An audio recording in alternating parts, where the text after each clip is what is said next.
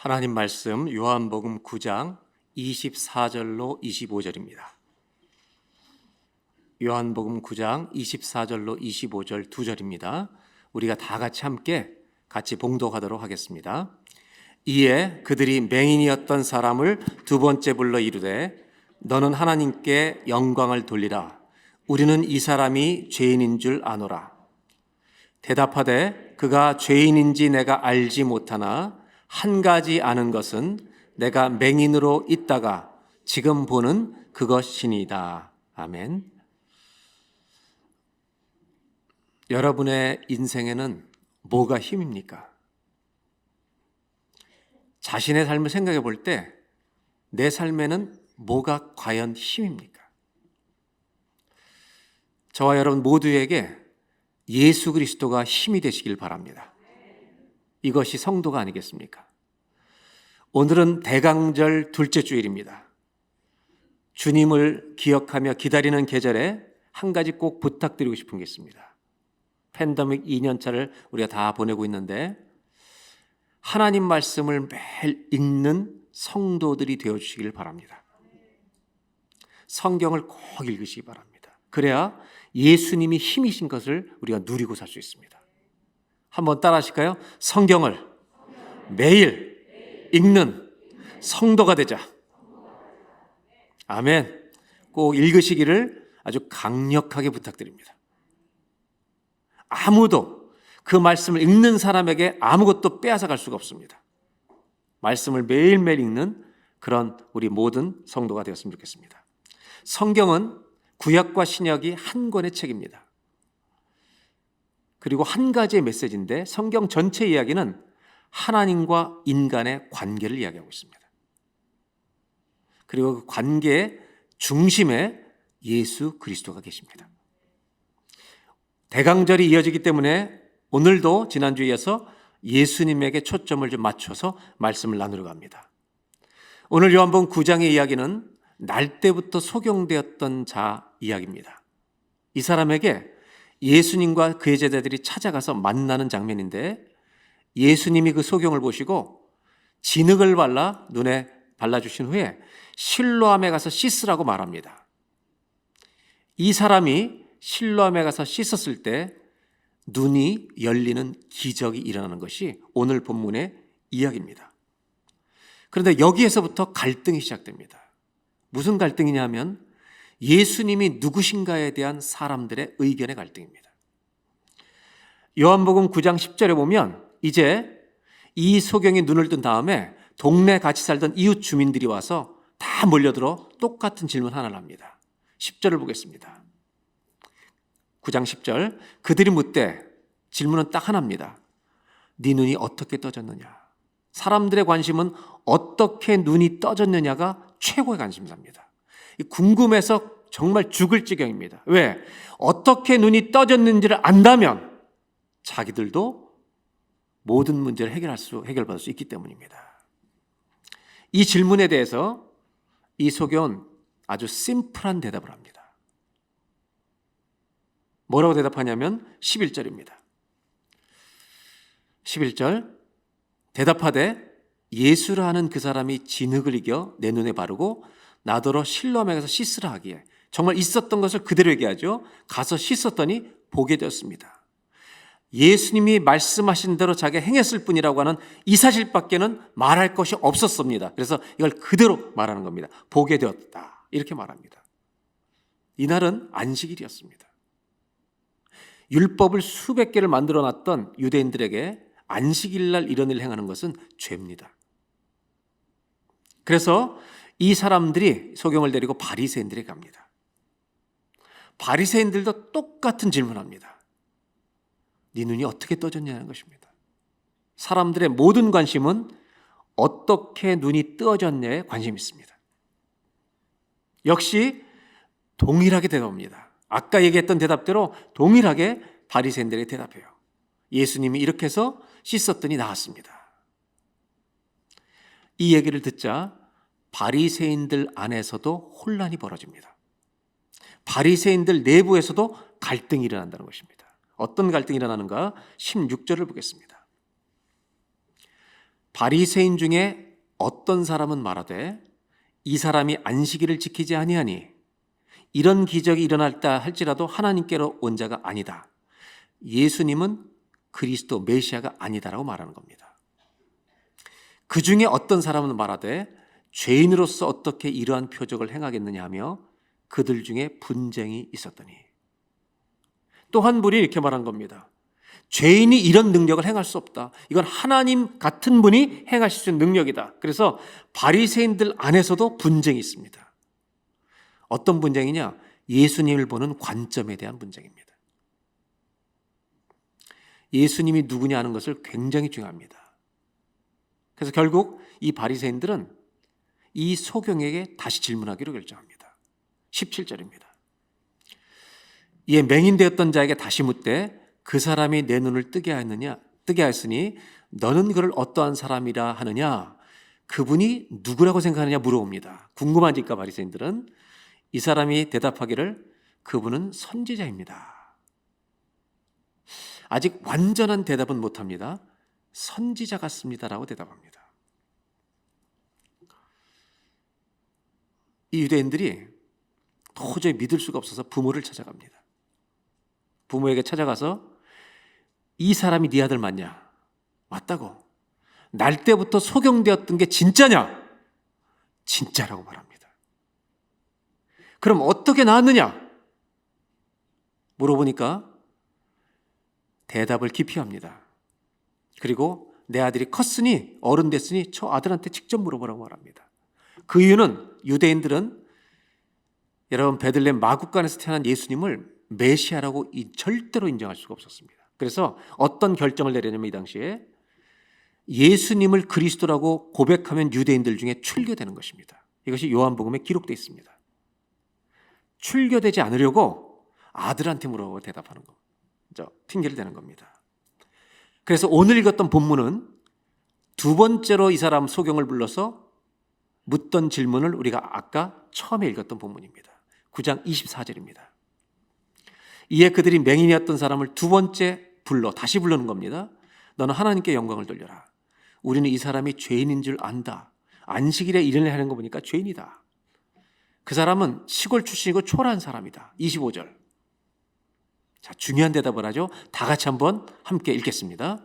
대답하되 그가 죄인인지 내가 알지 못하나 한 가지 아는 것은 내가 맹인으로 있다가 지금 보는 그것입니다.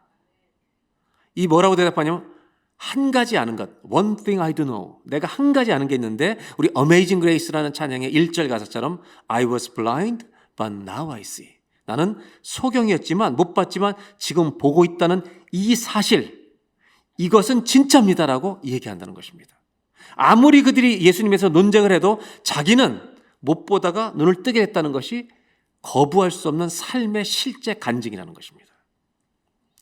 바리새인들과 유대인들 그리고 이 소경과는 대화가 계속 평행선을 달리고 있습니다. 이유는 뭐냐면 예수님에 대한 의견 차이입니다.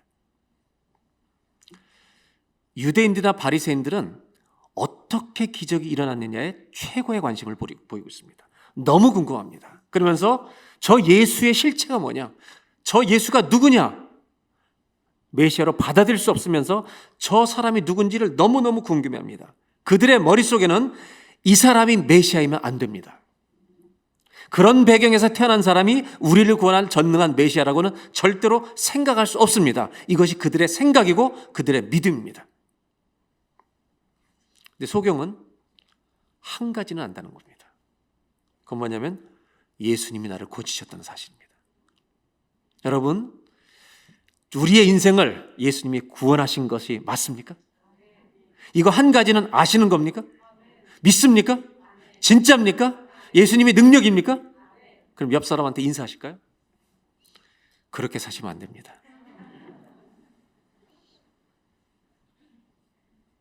입으로는 능력이라고 말하면서 세상에 나가면 주님 능력 아닌 것처럼 사는데요. 그렇게 사시면 안 되는 거죠.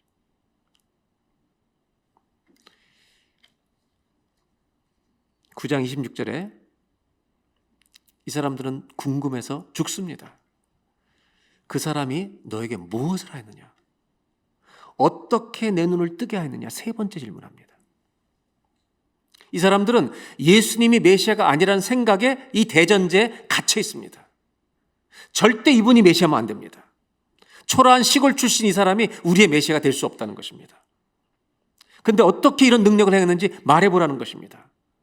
그때 바리새인들을 몹시 기분 나쁘게 하는 대답을 드디어 이 소경이 하게 됩니다. 27절. 대답하되 내가 이미 일렀고 두 번, 세 번 얘기하는데도 듣지 아니하고. 그분이 고쳤다니까. 듣지 아니하고 어째 자꾸 다시 듣고자 또 질문합니까? 그러면서 어떤 질문을 하냐면 당신들도 그분을 따르는 제자가 되고 싶습니까? 이거는요, 너무너무 기분 나쁘게 하는 말입니다. 이들의 반응이 뭔지 아세요? 28절입니다. 그들이 욕하여 이르되, 화가 나는 겁니다. 그리고 욕을 하는 겁니다. 너는 그의 제자인지 모르지만 우리는 모세 제자다. 율법이 왜 안 된지 모르니까 율법과 예수 그리스도 오신 것을 연결시키지 못하고 혼동 속에 있는 것입니다. 그들은 화가 났습니다. 왜 화가 났어요? 자기들이 메시아로 인정할 수 없는 예수님을 계속 그분이 고쳤다고 말하니까, 네가 그들의 제자가 되고 싶냐라고 말하니까 너무너무 화가 난 겁니다. 눈을 뜬 이 사람과 유대인들 사이에 갈등이 있다는 걸 우리는 알고 있습니다. 지금 보고 있습니다. 이것이 세상에서 예수님이 서 계신 자리입니다. 지금도 똑같습니다. 우리가 예수님 메시아라고 아무리 말해도 이 세상에서는 그분을 우습게 여기는 사람들이 더 많습니다. 예수님은 어느 시대나 그 자리에 계셨습니다. 따르는 사람도 있고 그분을 우습게 여기는 사람도 있습니다.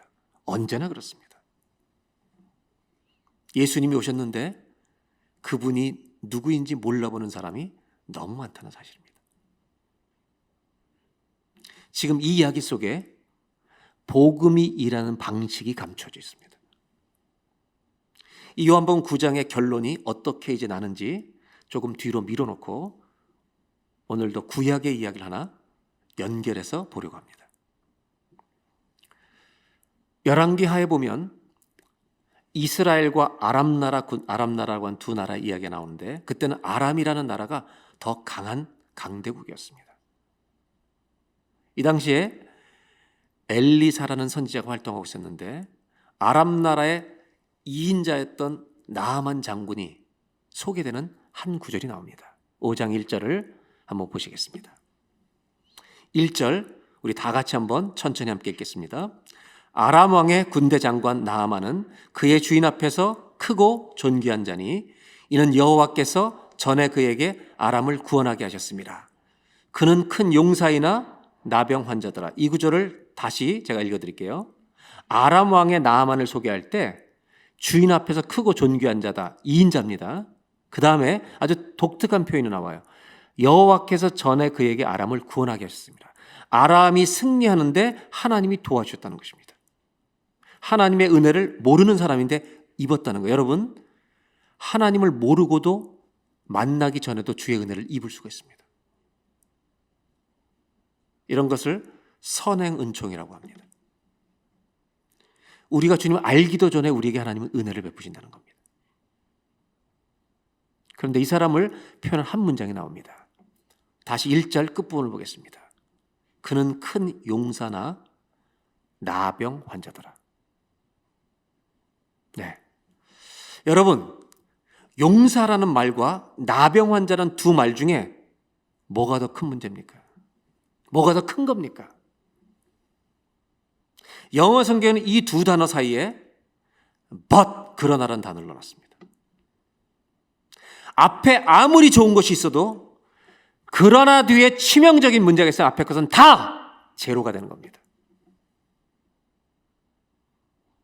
아무리 자랑할 것이 많아도 그러나라는 치명적인 문제가 있으면 앞에 것은 아무것도 아닙니다. 저와 여러분의 인생에도 다 그러나라는 것이 있습니다. 없어요? 없는 분 염려 필요 없다니까 바로 와요. 곧 와요. 사실 저와 여러분의 인생에는 지금부터 죽는 날까지 평생토록 모든 가정은, 모든 사람은 그러나의 문제를 가지고 삽니다. 그런데 이 그러나라는 문제를 특별하게 다루었던, 제가 읽었던 공부했던 책들 중에 가장 심각하게 다뤘던 사람은 로이드 존스 목사님입니다. 영국에.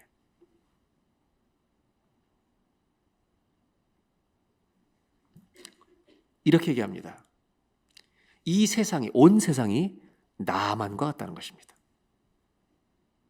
아무리 발전하고 아무리 좋아져도 이 인류 안에는 그러나의 문제가 치명적으로 존재합니다. 아무리 과학이 발전하고 정말 좋아진 것처럼 보여도 코로나 하나 딱 닥치니까 온 인류가 스톱되는 겁니다. 성경의 중심 이야기는 하나님과 인간의 관계 문제입니다.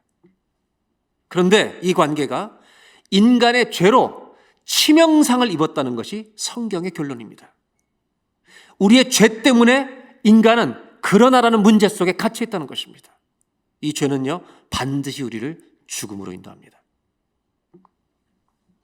만약에 인류가 가지고 있는 치명적인 죄의 문제의 결론을 해결할 수 있다면 그것은 복음입니다. 그것만이 복음입니다. 나만의 이 이야기는 상징성을 가지는 것입니다. 한 사람이지만 인류의 문제를 대변하고 있습니다. 그리고 아주 중요한 사실 하나를 보여줍니다. 그러나 나병 환자였다라는, 이 나병이라는 몸에 갖고 있는 이 병을 자기가 가지고 있는 모든 권력, 이인자라고 하는 거, 아람 왕이 도와도, 자기의 성공과 명예를 다 갖다 부어도 해결할 수 없다는 것이 이 나만 이야기의 핵심입니다. 자기가 가지고 있는 업적 모든 것으로도 이 문제는 해결할 수 없다.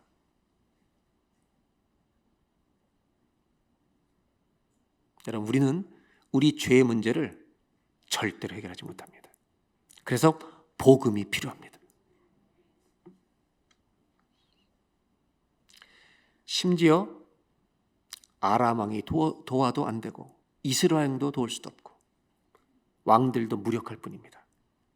어떻게 이 문제를 풀 수 있는가?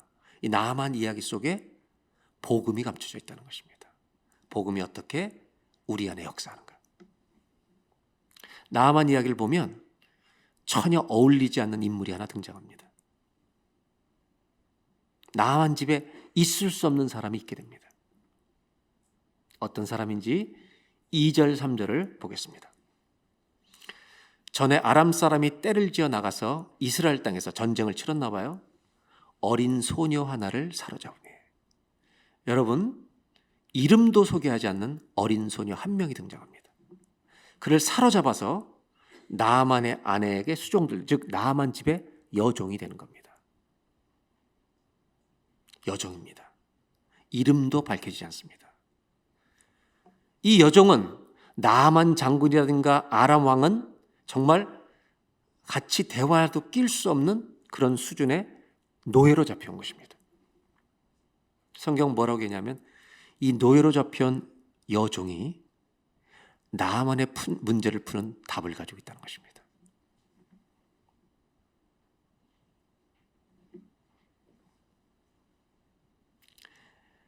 자, 3절입니다.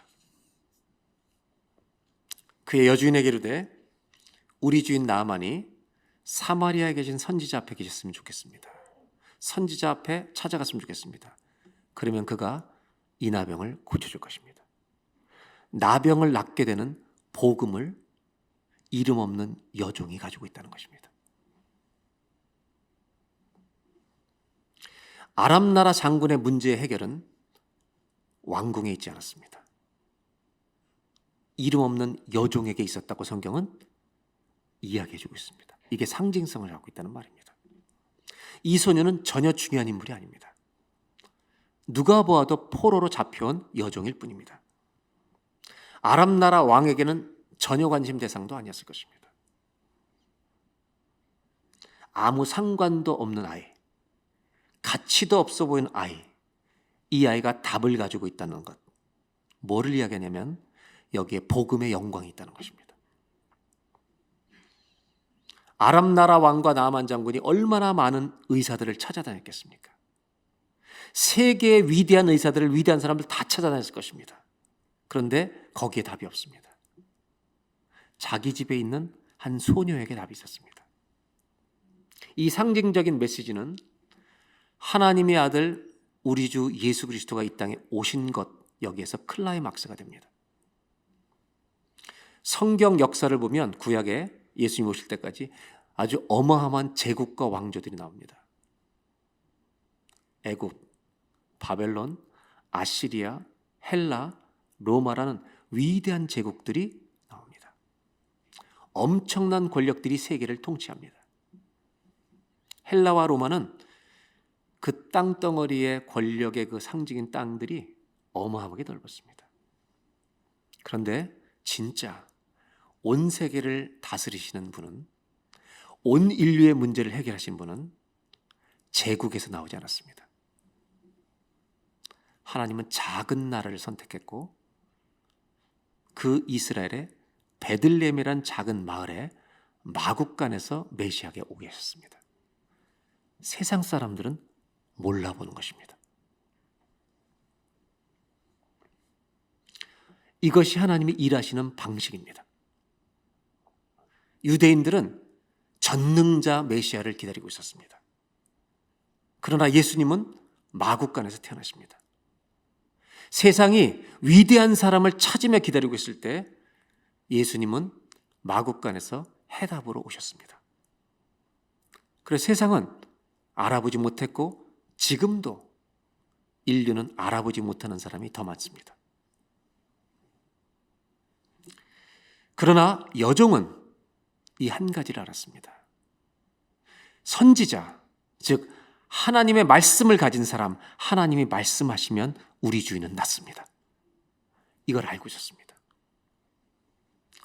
나아만 장군에게 속해 있던 소유물과 같았던 이 여종은 초라했지만 이 땅의 교회와 같습니다.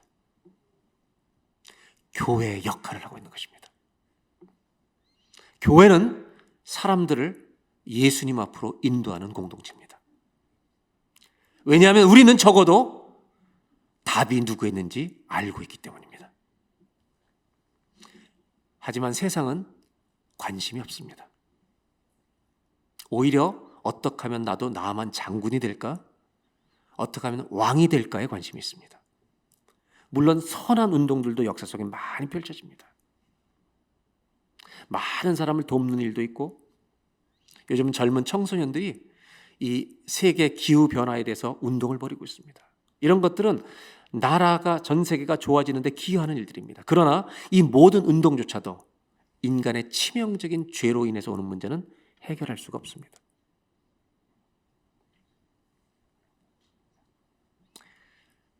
무엇이 답일 수가 있겠습니까? 아무리 세상이 예수님을 몰라보고 그 예수님을 소개하는 교회를 업신여기고 무시한다 할지라도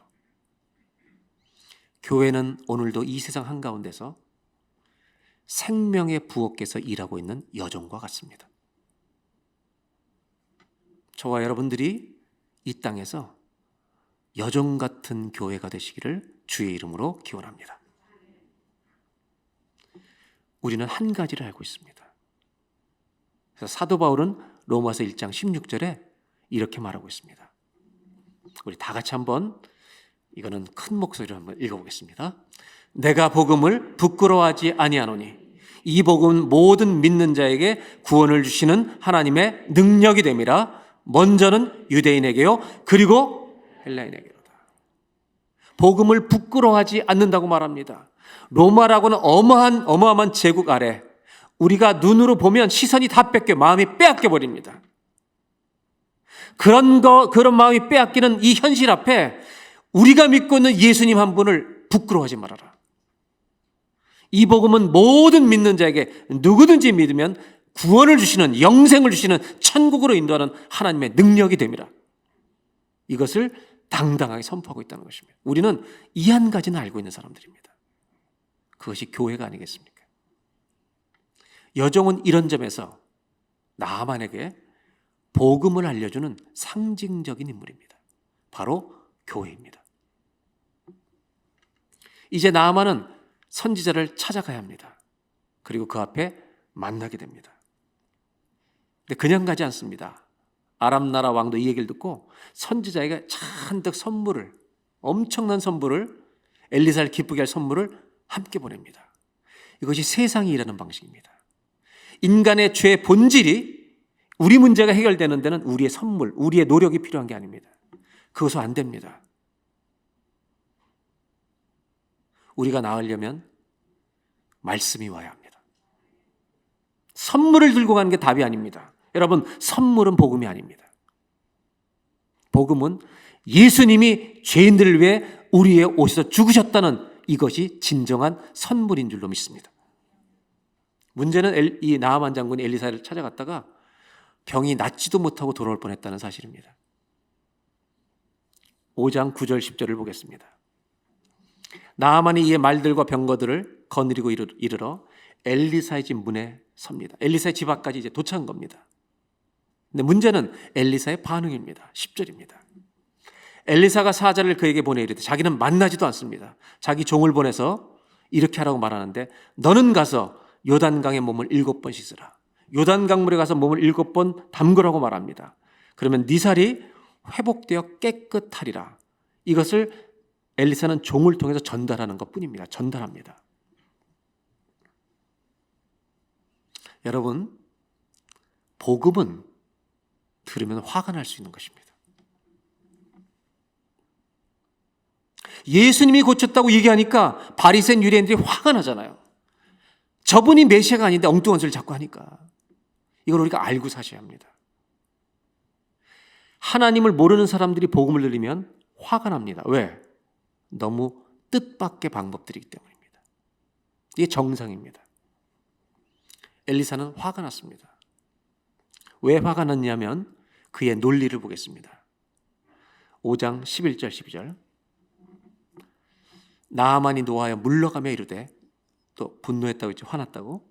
내 생각에는 그가 나한테로 나와서 서서 그의 하나님 여호와의 이름을 부르고 그의 손을 내 몸에 대서 나병을 고칠까 했다.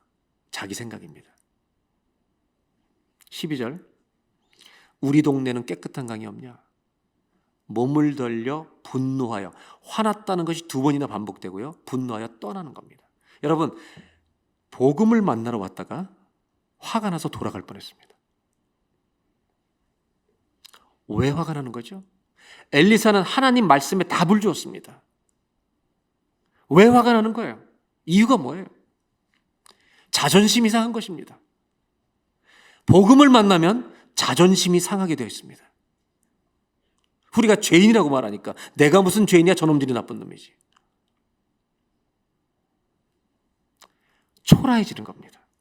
왕의 선물을 가져왔죠. 왕의 편지를 갖고 왔죠. 이 사람 고쳐주라고.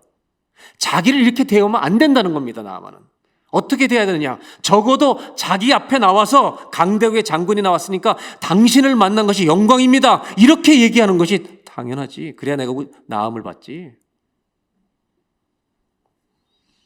나아만만 화를 내는 게 아니라 유대인들도 예수님을 소개하면 화를 냅니다. 세상도 동일합니다. 몹시 불쾌했습니다. 내가 왜 요단강에 내려가야 되냐? 내가 뭘 잘못했길래 내가 이렇게 초라해져야 되냐? 내가 누군데? 자기 의견을 끝까지 밝히는 겁니다. 여러분, 나만의 신학이 있습니다.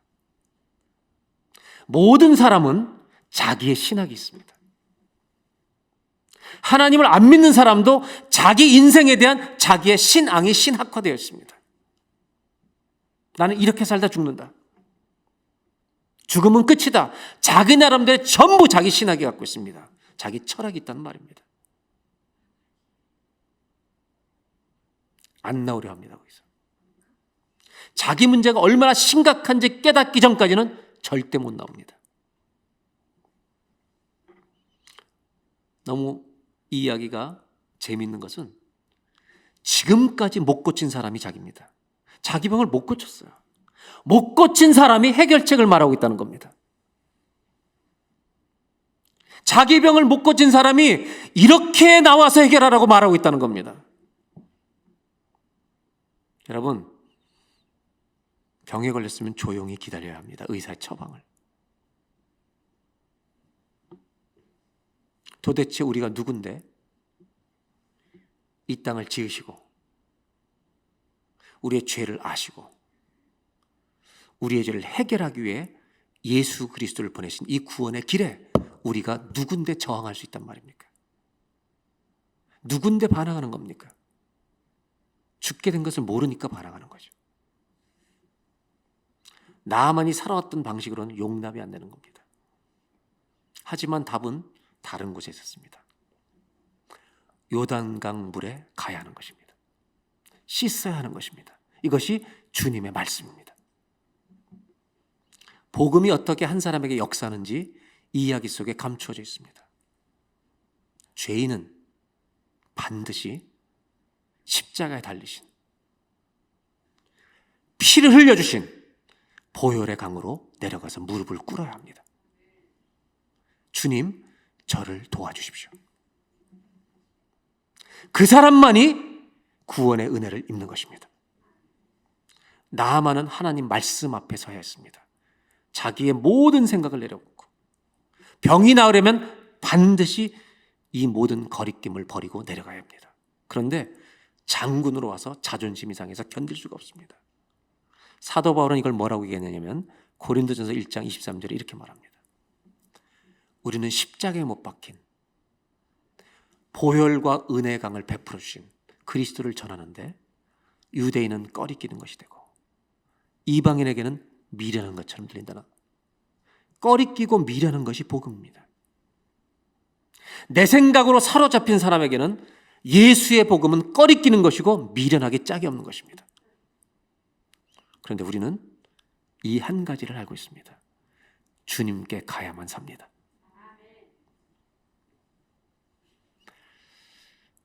화가 나서 떠나려고 할 때 고맙게도 나만의 종들이 말립니다. 13절을 보겠습니다.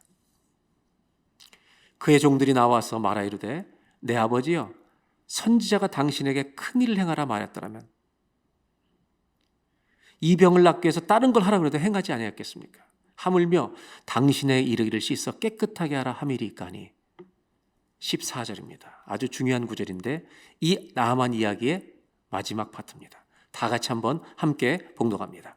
나아만이 이에 내려가서 하나님의 사람의 말대로 요단강에 7번 몸을 잠그니 그의 살이 어린아이의 살같이 회복되어 깨끗하게 되었더라. 한 사람의 병이 낫는 것처럼 보이지만 여기에 복음이 어떻게 역사하는지를 보여주고 있습니다. 한번 저를 따라해 보실까요? 나아만이 이에 내려가서. 나아만은 올라가지 않았어요. 내려가야 했습니다. 주님을 만나면 무릎을 꿇으러 내려가셔야 합니다. 그 다음에 하나님의 사람의 말대로 했다는 것입니다. 즉 하나님이 주신 말씀대로 행했다는 것입니다. 그랬더니 나았더라 하는 말씀이 이야기의 결론입니다. 무엇이 달라진 것입니까? 나아만에게 바뀐 게 무엇입니까? 모든 자기의 명예, 성공, 자랑, 옷을 다 벗고 꺼리낌을 다 벗고 말씀대로 내려가서 주님 저를 받아주십시오라고 요청했던 것입니다.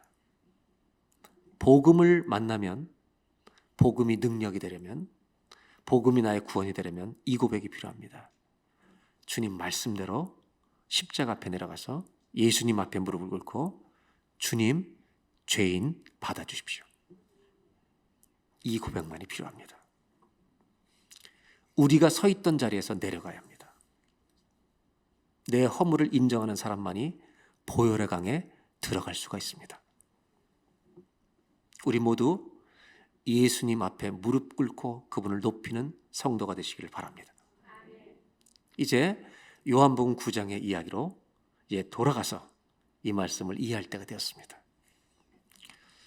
유대인들은 이 소경이 예수님이 나를 고쳤다는 말을 계속하자 공동체에서 쫓아내버렸습니다. 출교시켜버립니다. 그래서 완전히 격리됩니다.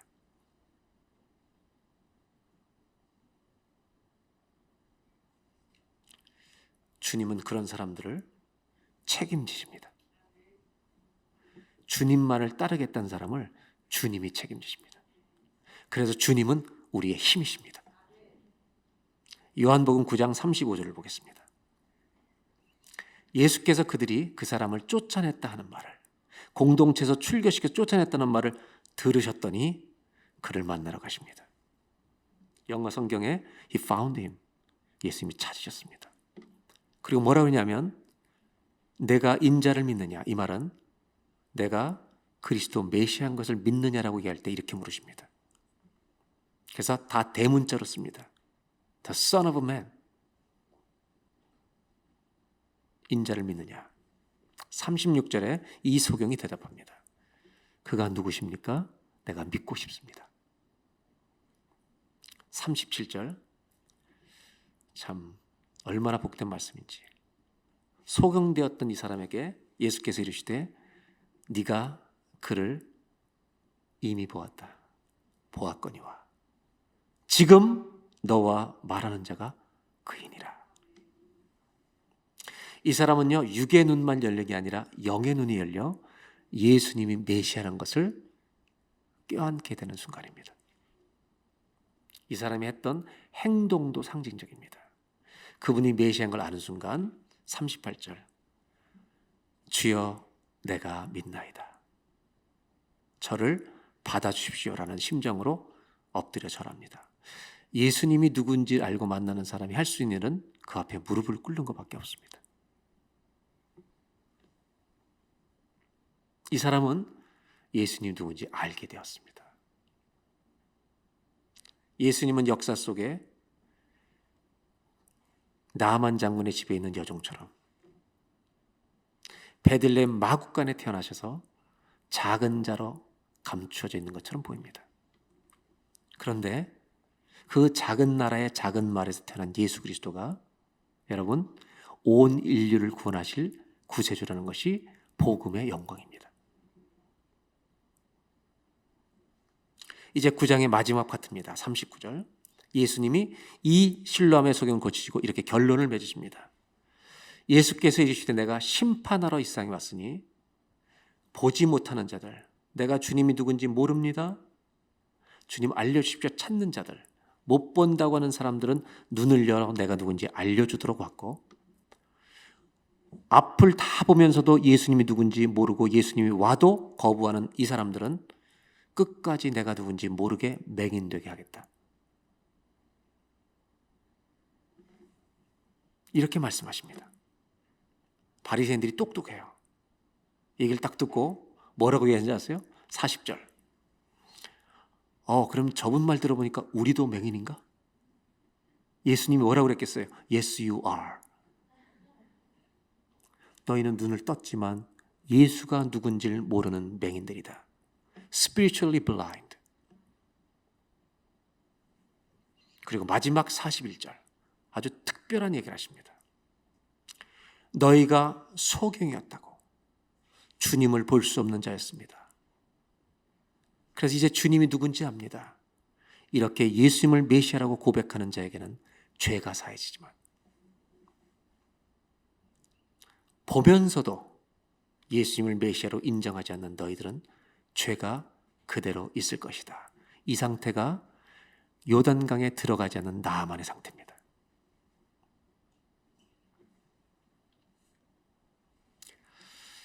나만 장군의 여종도 날 때부터 소경되었던 이 사람도 공통점이 있는데 한 가지를 안다는 것입니다. 한 가지. 주님 앞에, 하나님 앞에 가면 우리는 산다는 것입니다. 이거는 이 사실 하나는 이들이 꼭 알고 있었습니다. 오늘 여러분과 나누고 싶은 결론은 딱 한 가지입니다. 모든 그리스도인은 이 세상에서 여종과 같은 교회입니다. 아무리 초라해 보여도 우리 한 가지를 알기 때문입니다. 그래서 우리 모두 이 한 문장의 고백을 가지고 살았으면 좋겠습니다. 한번 따라해 보실까요? 주님 앞에 나아가면 삽니다. 아멘. 이 고백을 뼛속에 새기고 사시길 바랍니다. 우리 옆에 사람한테 축복하는 인사했으면 좋겠습니다. 세상에서 여종처럼, 아니 여종이 되십시오. 세상에서 여종이 되십시오. 한번. 여러분, 여종은 교회를 상징합니다. 제가 부탁드리는 것은 주님 앞에 나아간다는 사실은 구원 받을 때만 필요한 게 아니라 구원 받은 후에도 매일 필요합니다.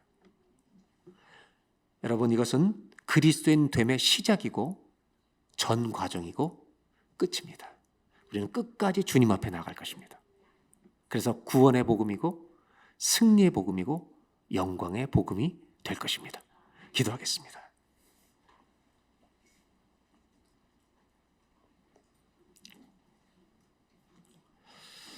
여러분 가정에 아무리 좋은 일들이 있어도 심각한 치명적인 그러나라는 문제가 갖고 있는 분이 있습니까? 우리가 할 수 있는 길은 딱 하나입니다. 주님께 가지고 나아가시는 겁니다. 그러면 삽니다. 그러면 이깁니다. 한 해를 마무리해가는 이 시점에 여러분 가정에 치명적인 그러나의 문제를 가지고 있는 분이 있다면 이 시간 믿음으로 기도하시면 좋겠습니다. 세상 어디를 두드려도 해결될 수 없는 문제입니다. 죽는 날까지 가지고 갈 수 있는 문제입니다. 그러나 주님께 가져가면 그 짐을 넉넉히 여러분 이길 수가 있습니다. 그분이 힘이 되실 것이기 때문입니다. 하나님, 우리 가정에 제 힘으로 감당할 수 없는 그러나의 문제가 있다면 이 시간 오른손을 가슴에 얹으시고 한번 기도하십시오. 하나님, 우리 가정에 있는 치명적인 이 그러나의 문제를 오늘 주님 앞에 내어드립니다. 아무에게도 답이 없습니다. 해결이 없습니다. 주님이 답이십니다. 주님이 소망이십니다. 주님이 위로이십니다. 주님이 평화이십니다. 주님이 능력이십니다. 나의 인생의 우리 가정의 소망이십니다. 주여 도와주시옵소서. 하나님, 우리가 평생토록 언제나 주님께 나아가는 삶을 살게 하여 주시옵소서. 그러면 우리는 살 것입니다. 주님이 우리의 힘이신 것을 체험하고 살게 될 줄로 믿습니다. 다 같이 한번 합심하여서 시간 기도하겠습니다. 하나님 아버지, 저의 인생에도 저의 가정에도 참 좋은 일들도 많이 있지만 그러나라고 하는 문제가 언제나 우리 가정에 있습니다. 내가 평생 지고 가야 할 십자가가 있습니다. 하나님, 이 문제를 내가 지고 가면 인생은 지치고 쓰러지기 십상입니다. 주님 앞에 달려가게 해주십시오. 요단강으로 내려가게 해주십시오. 보혈의 강으로, 은혜의 강으로 내려가게 해주십시오. 우리를 구원해 주시는 강만이 아니라 나를 살리는 강이고 소망을 주시는 강이고 일으키는 강이고 아버지 능력 되어주시는 강입니다. 하나님, 우리 모두가 오늘 이 예배를 통해 그 힘을 얻는 예배가 되게 하여 주시옵소서. 주님은 나의 힘이시요, 나의 소망이시요, 나의 반석이시요, 나의 산성이시요, 나의 요새시요, 나의 피난처시요, 나의 피할 바위이십니다. 그 믿음으로 오늘도 내일도 살아가는 우리 모두가 되게 하여 주옵소서. 그러나 뒤에 나오는 것이 인생의 주인 되지 않도록 주님께 내려놓는 순간 주님이 우리 가정의 주인 되실 것입니다. 통치하실 것입니다.